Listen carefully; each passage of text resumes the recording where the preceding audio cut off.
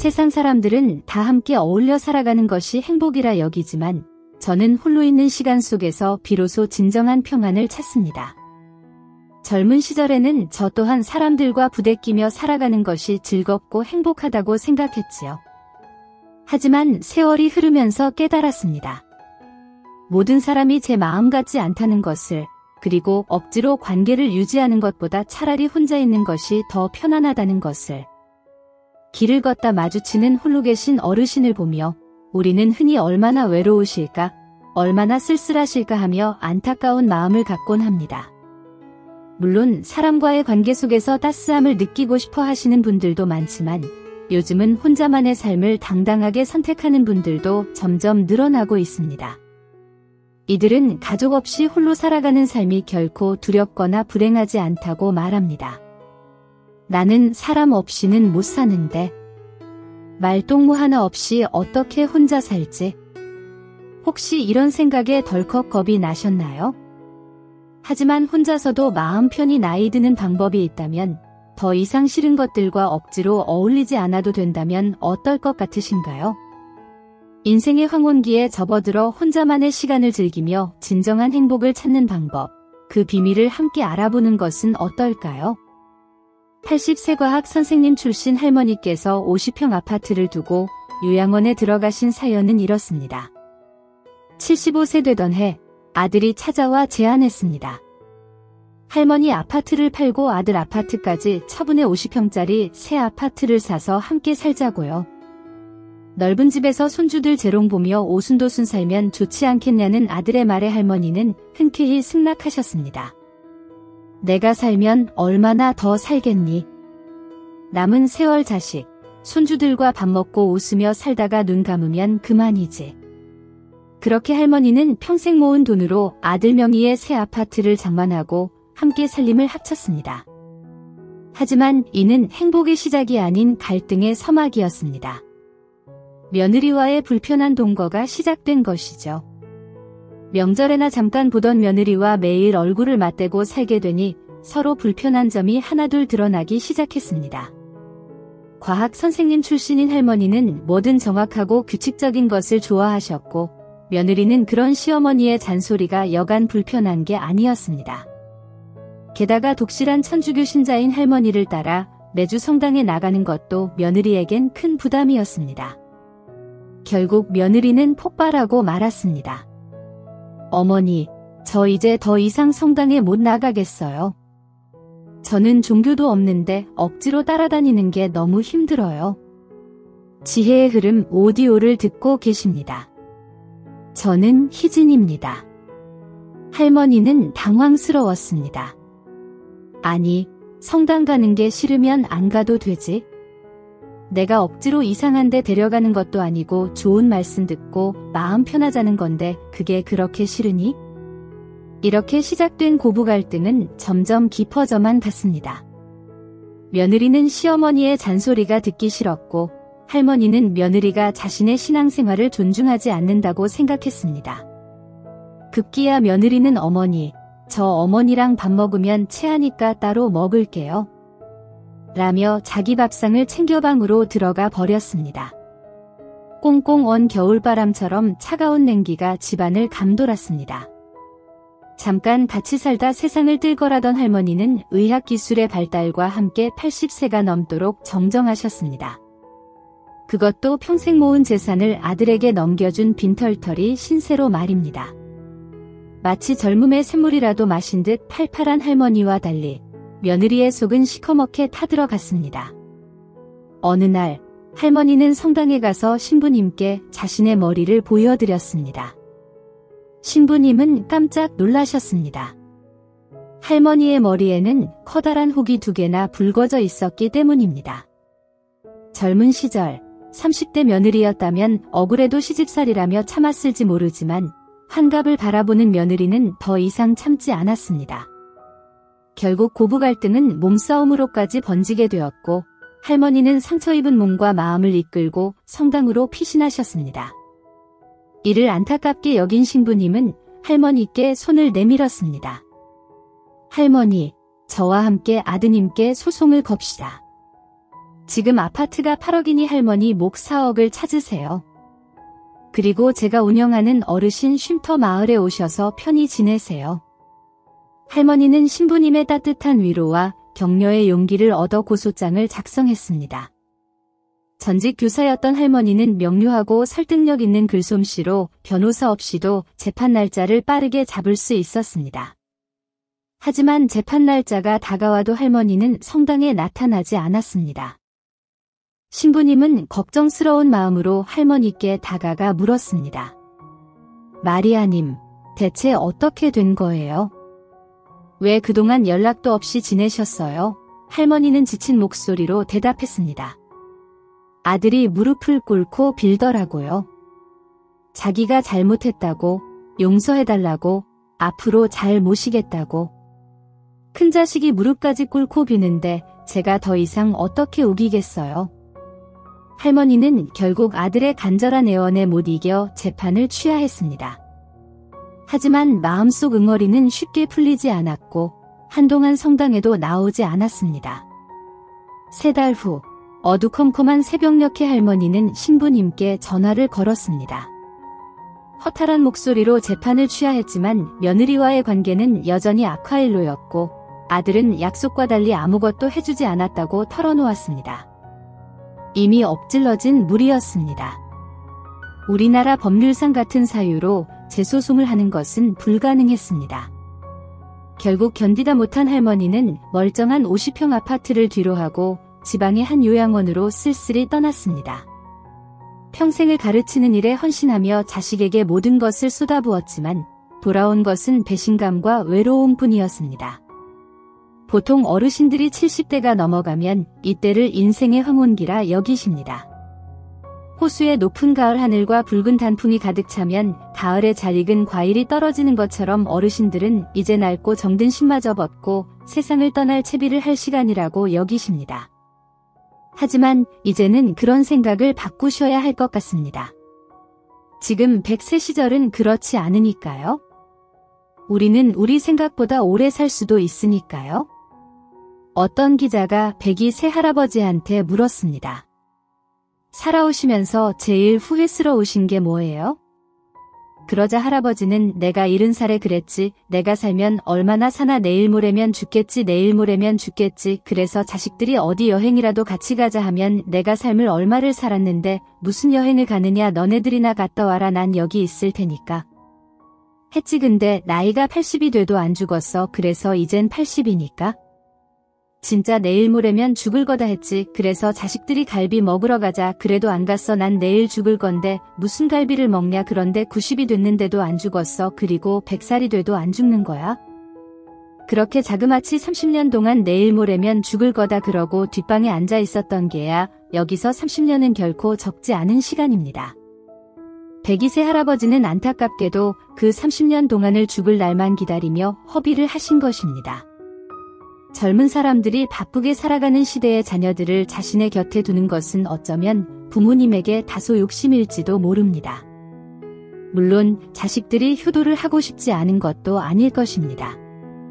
왜냐하면 사회 속의 자녀들이 부모님들을 돌볼 시간이 거의 없다는 것을 미루어 볼 때 모두 마음은 있으나 힘이 닿지 않아 행할 수 없다고 봐야 하는 것 아닐는지요. 그렇다면 우리는 어쩌면 부모에게 효도하는 마지막 세대이자 자녀에게 버림받는 첫 세대일 수밖에 없는 우리는 남은 노년을 어떤 관점으로 바라보아야 할까요? 부모 자식 걱정, 직장 걱정, 친구 걱정, 친척 걱정, 우리의 모든 걱정은 사실 인간관계에서 비롯됩니다. 하지만 인간은 사회적인 동물이라 인간관계를 맺으면서 살 수밖에 없습니다. 하지만 남과 어울려 사는데 스트레스를 받지 않는 경우는 거의 없습니다. 그렇다고 우리가 모든 인연을 다 끊고 혼자 살아야 할까요? 혼자 살 수나 있을까요? 그럼에도 우리는 혼자가 되어야 합니다. 그런데 여기서 혼자란 외딴 섬처럼 고립된다는 의미가 아닙니다. 그저 자기 사적 생활을 혼자 한다는 것입니다. 그리고 낮에는 좋은 사람들하고 즐겁게 어울리면서 사는 것이죠. 그렇게 자기 생활을 혼자서도 잘할 수 있는 사람이 다른 사람하고의 관계도 잘 맺을 수 있지 않을까요? 혼자 있을 때는 웃음이 안 나와요. 혼자 있으니까 기분이 안 좋아요. 이것은 어느 정신과 의사분이 혼자 사는 환자들에게 매일 듣는 이야기라고 합니다. 저 역시 외로움을 많이 타는 성격이라 예전엔 저분들 생각과 크게 다르지 않았습니다.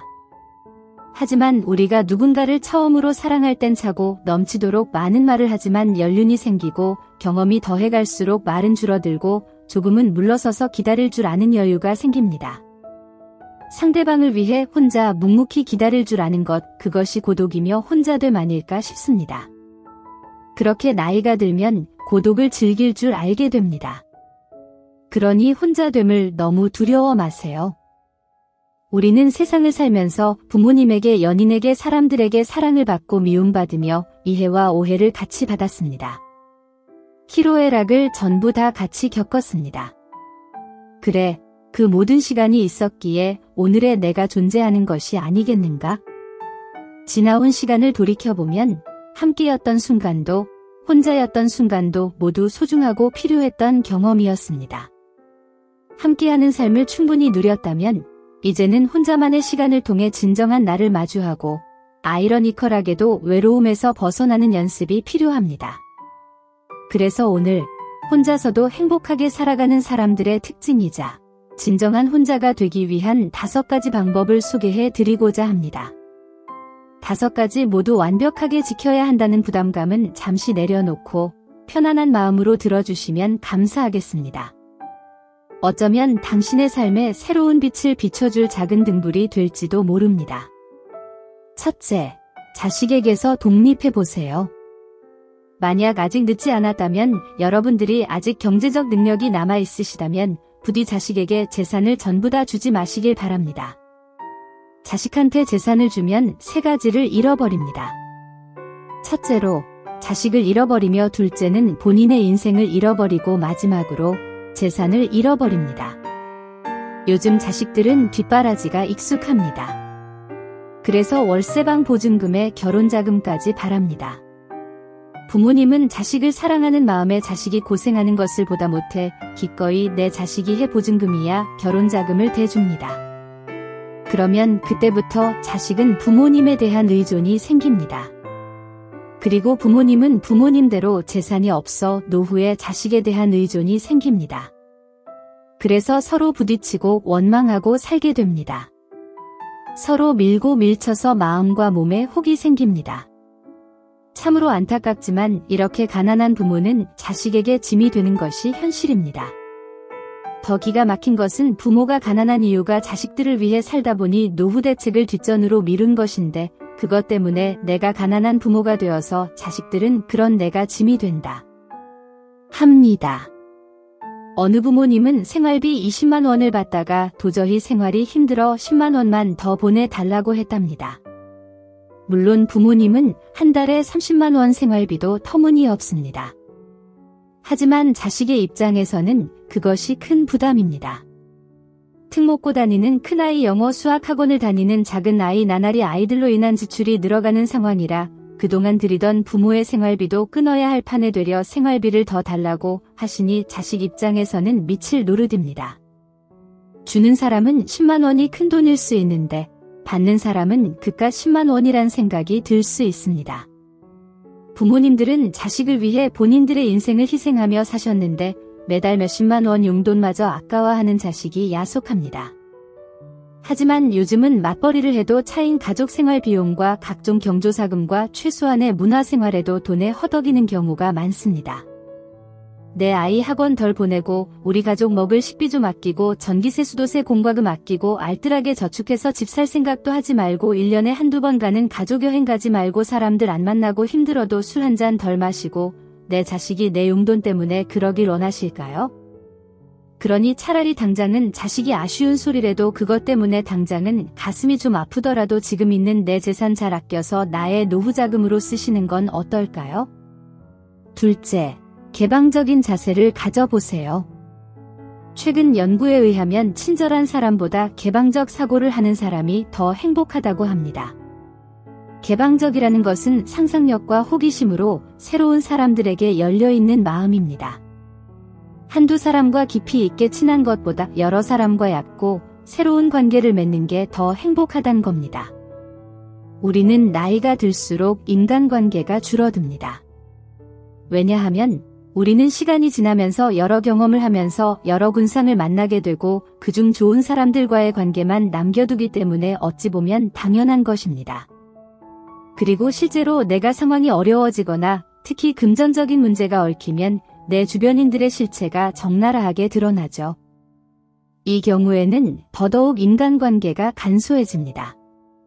하지만 그렇다고 우리가 세상을 등지고 혼자 살 수는 없는 노릇입니다. 그러니 각종 동호회 취미활동 교육 프로그램을 통해 관계는 깊지 않더라도 새로운 사람과의 만남, 새로운 것에 도전해보시는 건 어떨까요? 이것이 자기개발과 삶의 큰 활력이 될 것입니다. 호기심을 잃는 순간 사람은 늙는다고 하죠. 앞서 말드린 개방성의 말미암은 호기심은 나이 들어 혼자여도 버틸 수 있는 힘이 될 것입니다. 현재의 외로움을 극복하는 나만의 무기가 될 것입니다. 셋째, 안 맞는 인연은 과감히 정리해보세요. 물론 내 사람은 귀하게 여기고 아껴야 하지만 서로 맞지 않는데 오래되었다는 이유만으로 억지로 붙잡는 것은 서로에게 좋지 않다고 생각해봅니다. 저는 젊은 시절 20년지기 친구들을 잃은 적이 있습니다. 학창시절에 같이 그림 그리고 예술에 대해 토론하면서 같이 밤을 지새우며 우정을 나눈 친구들이었죠. 하지만 나이가 들고 사회에 진출하면서 각자 세상을 보는 관점이 달라지기 시작했습니다. 사회에서의 경쟁이 친구 관계에서도 느껴졌습니다. 너보다 내가 더 성공했어? 너보다 내가 학벌이 더 좋아? 너보다 내가 돈을 더 많이 벌어? 친구들 모임에서는 항상 이 주제가 화두였습니다. 성공했지만 학벌이 떨어지는 친구 좋지만 돈을 못 버는 친구, 돈은 잘 벌지만 성공이라 하기엔 부족한 친구, 그 어느 것도 내세울 수 없는 평범한 친구. 그래서 친구들을 만나면 항상 서로 비교하고 비교당했습니다. 다들 하나씩 비어있는 부분을 조금씩 위로하며 채워주면 좋았으련만 그러지 못했습니다. 친구끼리 이러지 말자고도 이야기해보았지만 다들 내면에는 높고 두터운 마음의 벽이 세워져 있었습니다. 그리고 저는 어느 날 생각했습니다. 세상엔 좋은 사람을 만나 좋은 시간 보내기도 부족한데 단지 오래된 친구들이라는 이유로, 좋은 추억을 함께했다는 이유로 서로가 서로에게 일방적이고 상처만 주는 관계, 친구라는 허울만 남은 관계를 유지할 필요가 있을까?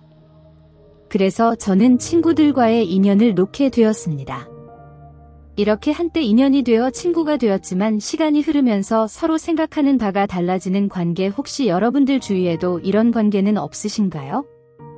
일방적인 친구, 내 약점을 공격하며 상처를 주는 친구는 없으신가요? 혹시 여러분들도 이런 친구가 있음에도 친구라는 이유만으로 애써 포용하려 노력 중이신가요? 친구 관계란 포용력도 필요하지만 어떤 때에는 맺고 끊음도 못지않게 중요하지 않을까? 생각해 봅니다. 넷째, 꼭 일을 하세요. 92세에 토스트를 굽는 할머니가 계십니다. 요즘은 아이스크림도 2,000원 하는 시절인데 할머니 집 토스트 가격은 고작 1,500원입니다. 사람들은 왜 그렇게 가격이 싸냐고, 이러면 남는 게 있냐고 물어봅니다. 그러자 할머니는 이렇게 대답하십니다. 앞으로 내가 장사하면 얼마나 하겠어? 또 가격 올려서 내가 돈은 벌어서 뭐에 쓰게? 그래서 사람들은 다시 할머니에게 힘드실 텐데 왜 이렇게 계속 토스트를 굽느냐 물어봅니다.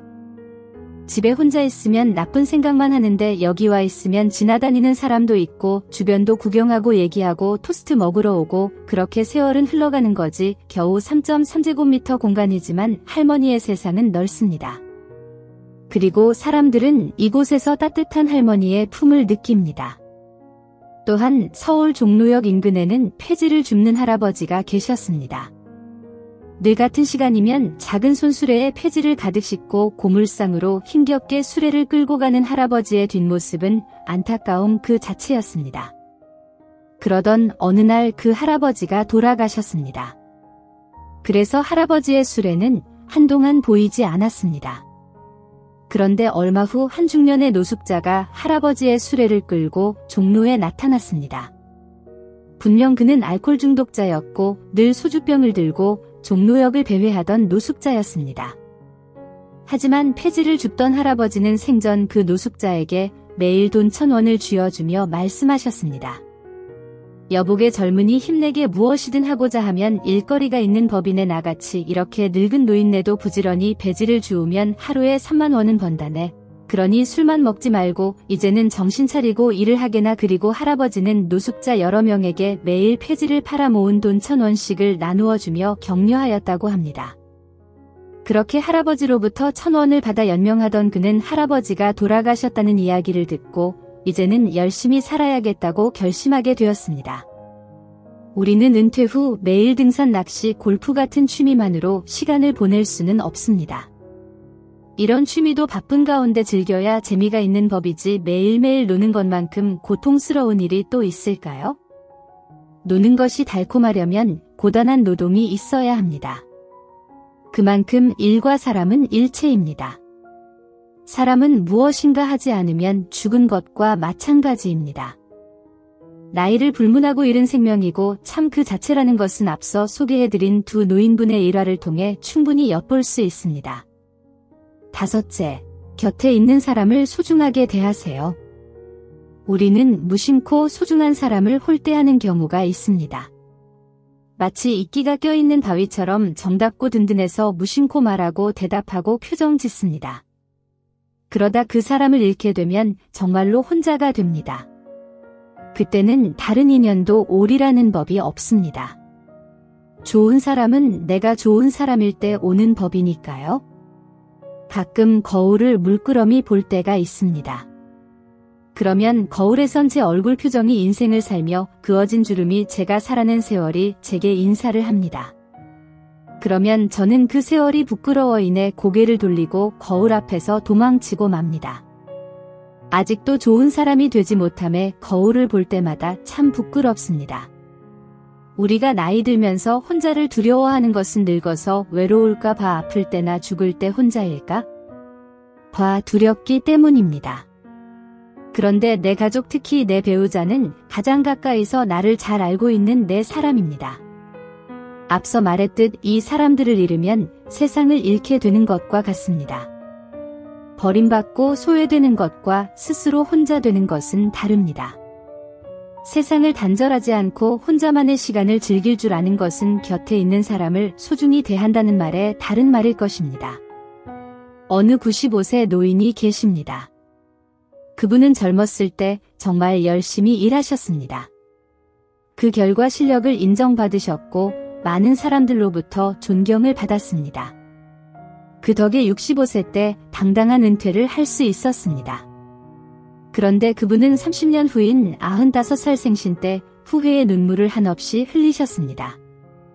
그분의 65년의 생애는 자랑스럽고 떳떳했지만 이후 30년의 삶은 부끄럽고 비통한 삶이었습니다. 그분은 퇴직 후 이제 다 살았다. 남은 인생은 그냥 덤이다라는 생각으로 그저 죽는 날만 기다리셨습니다. 그런데 그렇게 덧없는 삶을 무려 30년이나 사셨습니다. 30년의 시간은 그분의 나이 95세로 보면 3분의 1에 해당하는 기나긴 시간입니다. 만일 우리가 퇴직할 때 앞으로 30년을 더 살 수 있다고 한다면 그렇게 죽을 날만 기다리고 있을까요? 우리는 흔히 60대, 70대를 인생의 황혼기라 합니다.